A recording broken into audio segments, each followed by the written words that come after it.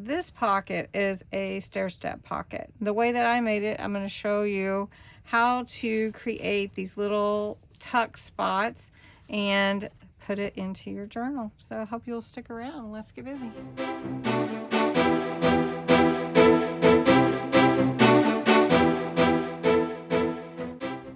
For today's stair-step pocket, there's a couple of ways you can do it. One is you can cut out pieces to make your steps, or you can do some strategic scoring on a long piece of cardstock. So I've chosen this 4x12 piece, and I've scored it, if I lay it right here, I scored it at 3 inches, then I scored it at 5 inches, then I scored it at 7.5, and then I scored it at 8.5. So this is an inch here in between.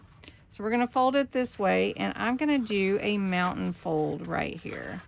Get my bone folder, and we're gonna just do a real crisp fold. And then I'm gonna flip it over, and I have a nice fold here.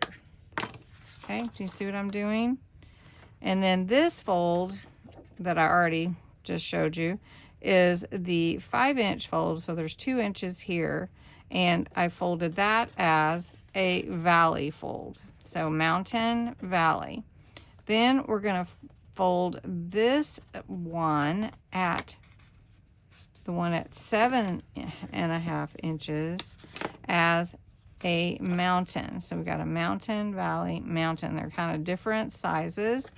And then you could make them whatever size you want, but I'm just doing some varying sizes. So then I have the 8.5 inch score line, and I'm going to fold that as a valley fold. Okay, so this is the reverse side. This is the front side. If you want your graduated steps at different levels, you can do that. We could even make more steps if we wanted to, but make them shorter lengths. I just wanted to give one of my pockets a good bit of room. Okay, so now I have 2 steps, and then I'm going to just glue them together. In the instructions in the booklet, oh, I don't have a booklet. Oh, okay.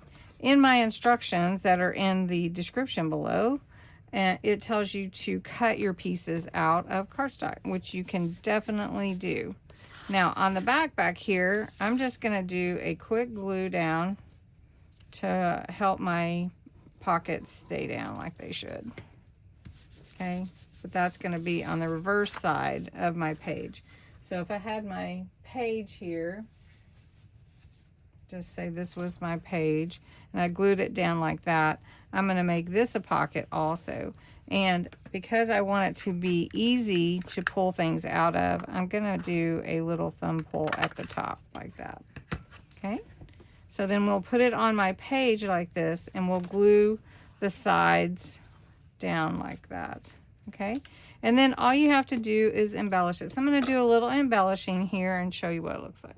All right, so just a quick little embellishment, some ruffled lace, some cheesecloth, and a little butterfly there, the word pause here, and a little tag in the first pocket, some tags in the second, and then there is here and now. So you got your little steps, you know, you're stepping up here, and then you would put this in on your page. Let's see if we can just find a space for it in here, and I'll show you.